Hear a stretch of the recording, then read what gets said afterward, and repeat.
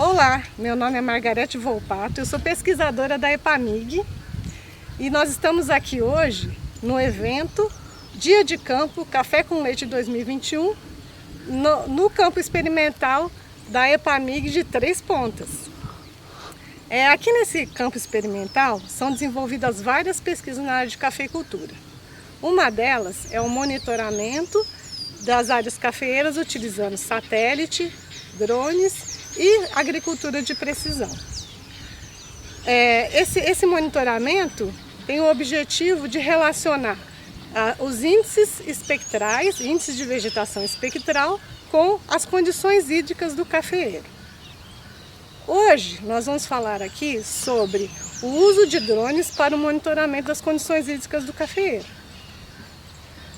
Antes de começar a falar das condições hídricas do cafeeiro, vamos falar um pouquinho como que foi o clima no ano de 2020 e 2021. Nos últimos 10 anos, a gente pode dizer que tem havido recordes de temperaturas elevadas. O ano de 2020, por exemplo, foi um ano com temperatura até 1 grau a mais que a média normal para a região. Mas isso vai refletir diretamente na evapotranspiração e nas condições hídricas do cafeeiro. Nós temos tido temperaturas altas e em relação às condições de chuva, tem ocorrido chuvas de forma muito variada. Meses com grande volume de chuva, como foi dezembro de 2020, e meses com abaixo da média, e até com veranicos, dias sem chuva, que vão influenciar diretamente o cafeeiro, né? As condições hídricas do cafeeiro. Além essa combinação de temperaturas altas e dias sem chuva, né? Ela acarretou no ano de 2020 e 2021 um déficit já em abril. Então, no ano de 2020, o déficit aqui para a nossa região foi de 140 milímetros. Em 2021, o déficit já foi de 230 milímetros. Então, fazendo esse balanço, né, a gente teve um déficit maior até setembro de 2021, comparando com 2020. E essa condição de déficit hídrico, ela vai refletir diretamente na condição hídrica do cafeeiro. E para falar um pouquinho das condições hídricas do cafeeiro, a gente vai chamar agora a doutora Vânia Silva, pesquisadora da EPAMIG, que vai nos falar então sobre as condições hídricas do cafeeiro. E qual seria então o impacto dessas condições climáticas, caracterizadas por períodos de déficit hídrico e altas temperaturas, sobre as plantas de café? Bom, o cafeeiro, sob condições de déficit hídrico, ele diminui o que a gente chama de potencial hídrico, que nada mais é do que a energia livre da água para que o café consiga crescer e se desenvolver. Normalmente, o cafeeiro, na época chuvosa, ele exibe altos valores de potencial hídrico, ou seja, ele fica numa condição hidratada. Já na época seca, ele fica com baixos valores de potencial hídrico devido à menor precipitação. Por exemplo, aqui na região de Três Pontas, em janeiro de 2021, foi um período caracterizado por temperaturas acima da média e precipitações abaixo da média. E qual que foi o impacto disso sobre a condição hídrica da lavoura? Nós observamos que aqui nas lavouras um potencial hídrico de aproximadamente menos 0,6 MPa. E o que isso indica? Indica que o cafeeiro ele estava numa condição hidratada, porém ele já não conseguia recuperar esse potencial hídrico, ou seja, aquela água que ele perde durante o dia à noite. Bom, e na época seca? Na época seca, nos períodos aí na seca de 2020 e 2021, nós observamos potenciais hídricos aproximados de menos 1,5 megapascal. E o que isso indica? Indica que o café, as plantas estavam numa condição já inicial de desidratação, tá? E essa condição inicial de desidratação leva a limitações estomáticas e fotossintéticas. Mas é importante colocar que aqui na região de Três Pontas, nesse período, é uma região caracterizada por baixas temperaturas, é um período frio, que normalmente, independente do déficit hídrico, já diminui as taxas fotossintéticas. O cafeeiro ele tem um repouso vegetativo, baixas taxas metabólicas mesmo durante esse período. Então, por causa disso, né, esse déficit de -1,5, ele é até favorável para o café, no sentido de que ele caracteriza uma sincronização, ele favorece uma sincronização no desenvolvimento das gemas florais, o que leva a uma maior uniformidade de florescimento. Então, nós tivemos lavouras, né, aquelas lavouras que foram bem folhadas, que estavam bem folhadas, elas tiveram um florescimento bastante significativo.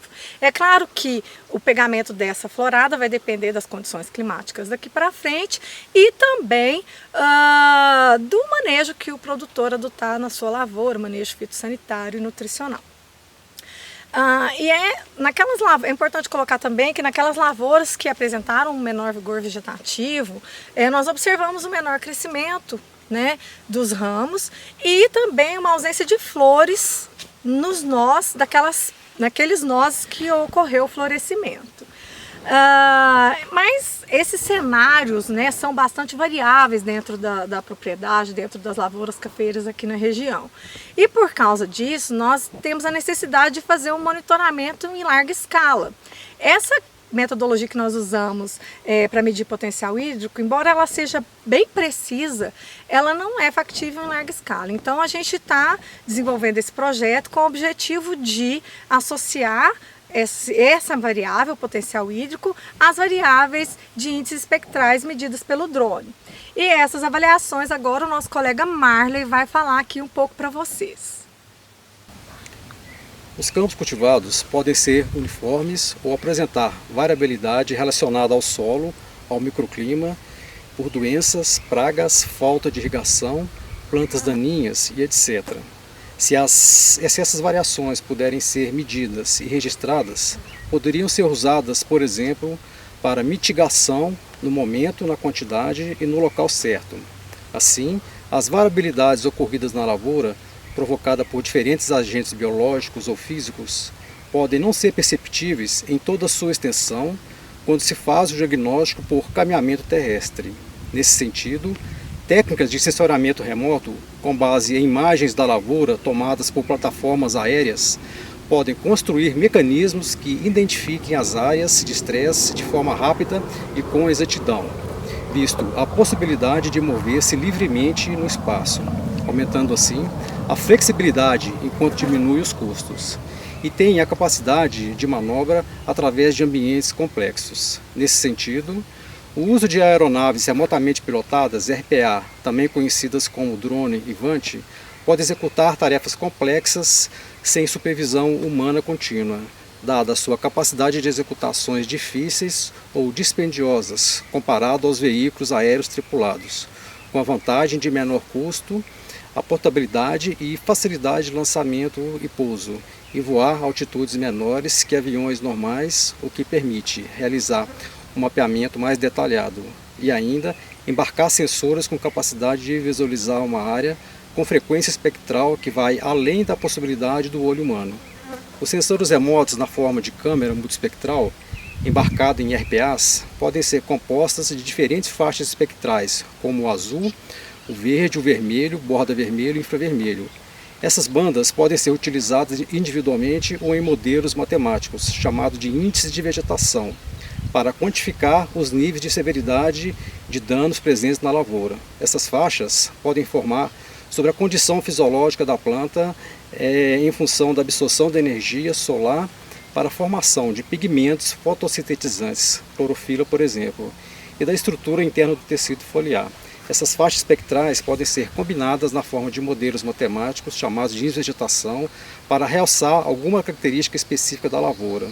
Eles têm sido desenvolvidos para compreender variáveis de dossel e utilizados em aplicações para o gerenciamento da lavoura, visto que são relacionados em várias propriedades biofísicas importantes. Podem ainda ser úteis na diferenciação entre plantas doentes e saudáveis. Por isso, as alterações espectrais detectadas pelas bandas ou pelos índices de vegetação pode ser correlacionado a medidas de potencial hídrico das folhas, de forma a indicar a localização geográfica dos diferentes níveis de estresse hídricos na lavoura e ou indicar locais dessa lavoura com danos cometidos por outros fatores físicos ou biológicos. Outras ações são possíveis, como permite identificar na lavoura zonas homogêneas de irrigação, de forma a dividir a lavoura em áreas menores de manejo, assim permitir a irrigação setorizada, fornecendo informações úteis para a aplicação precisa das quantidades de água. Com isso, os agricultores podem optar de forma eficiente por várias taxas de água de irrigação em vez da mesma taxa em todo o campo, evitando desperdício de água.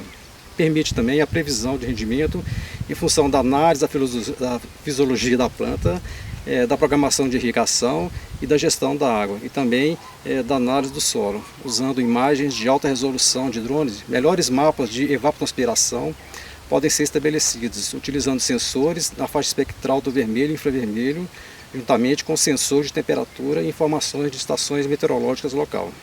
Na sequência, eu passo a palavra para a pesquisadora Vanessa Figueiredo. Diante as adversidades climáticas ocorridas, diversos intempéries, né? Nós viemos aqui hoje falar para você, produtor rural, a importância de ter em sua propriedade lavouras em diferentes situações. Então, o que nós queremos dizer com isso?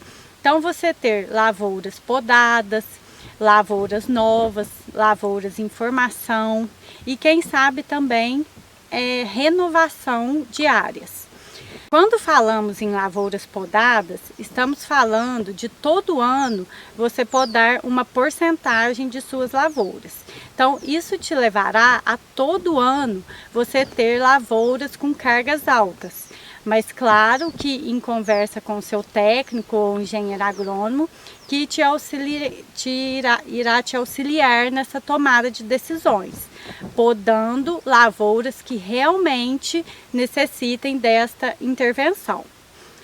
No caso de lavouras novas, lavouras em formação, pensamos no sentido de lavouras de 3 a 5 anos, são lavouras que estão no seu ápice de produção, com alto potencial produtivo, diferente quando comparado com uma lavoura de 15 a 20 anos. Agora, pensando na questão de renovação de áreas, estamos falando no sentido de você renovar um talhão plantado com um espaçamento mais antigo, plantando um talhão com um espaçamento mais moderno, né? Com um stand maior de plantas por hectare. Hoje recomendamos um stand de acima de 4.000 plantas por hectare. Então não temos dúvidas, né, que um talhão com 4 a 5.000 plantas por hectare, ele vai produzir mais quando comparado a um talhão com 3.000 a 3.500 plantas por hectare. Claro também, né, que em conversa com o seu técnico ou engenheiro agrônomo, que irá te auxiliar nessa tomada de decisão. Daí a importância, né, de pensar na renovação de suas áreas, principalmente nessa questão de quantidade de plantas por hectare. E caso opte, né, pela renovação de suas lavouras, é muito importante pensar em renovar com cultivares recém-lançadas, né, que apresentam alta produtividade, resistência à doença e são promissoras em relação à qualidade de bebida. A Epamig mesmo, ela possui materiais excelentes, super produtivos e que apresentam todas essas características mencionadas. Então, diante esta série de exemplos, onde queremos chegar, né? Da importância de você, produtor, ter em sua propriedade lavouras em formação, lavouras mais enfolhadas. Por quê? Lavouras mais enfolhadas, em caso de a gente passar por mais uma seca, por diversas intempéries, lavouras mais enfolhadas, elas suportam melhor essas adversidades climáticas, porque elas estão mais preparadas, devido à quantidade de folhas, elas possuem uma reserva maior quando comparada a uma lavoura menos enfolhada. E o produtor, trabalhando esses pontos, né, em sua propriedade, todo ano ele vai conseguir uma média de produtividade, evitando aquela situação de um ano ter uma produção altíssima e em outro ano ter uma produção muito baixa, né? E isso é importante o produtor manter essa média de produtividade, porque ele precisa produzir café todo ano, porque ele tem seus compromissos a honrar. Nessa estação, apresentamos o estudo de monitoramento das condições hídricas de lavouras de café utilizando o drone. Nossa pesquisa mostra que as lavouras apresentam variabilidade espacial das condições hídricas de cafeeiros, frente aos eventos climáticos, e que essa variabilidade vai depender também do tipo de manejo das lavouras.